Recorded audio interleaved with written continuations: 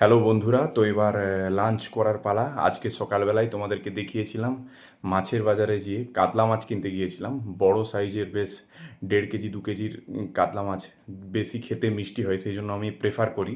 তো এনে মাকে 8-10 পিসের মতো রান্না করতে দিয়েছিলাম, মা রান্না করেছে এবং আজকে খেতে মানে অন্যান্য দিনের থেকে একটু বেশি লেটই হয়ে গেল। তো চলো, রেডি হয়ে মা বসে গেছে খেতে, নিচে যাওয়া যাক খাওয়ার জন্য। তো আজকে হয়েছে সর্ষে শাক রসুন দিয়ে, যেটা আমার খুব ভালো লাগে, এবং কাগজি তো পাতে থাকবেই, এবং পুঁই শাক দিয়ে কুমড়োর ঘন্ট, এবং মুসুরের ডাল। তো চলো শুরু করা যাক।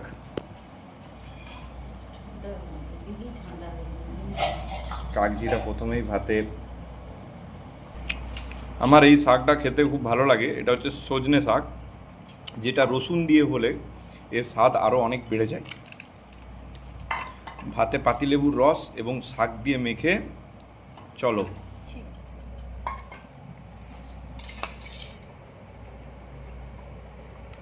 জাস্ট দারুণ। এইরকম সাধারণ খাবারগুলোর মধ্যেই আমি অনেকটাই আনন্দ পাই, যেটা অনেক আহামরি খাবারও পাওয়া যায় না।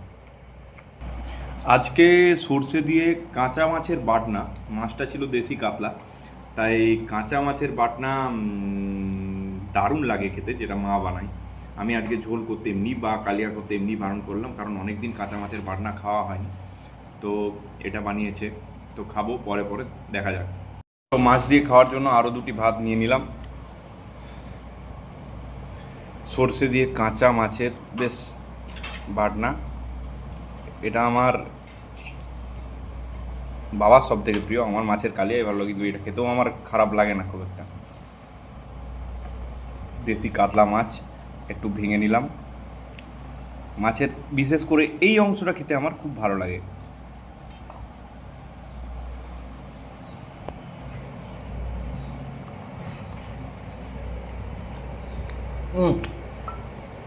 এই যে সর্ষের তেলের হালকা ফ্লেভার, জাস্ট অসাধারণ। জানি না কেন আমার কাতলা মাছটার টেস্ট রুই মাছের থেকে আরও অনেক বেশি লাগে, মানে আলাদাই টেস্ট। রুই মাছের একটা কেমনই, বাট কাতলা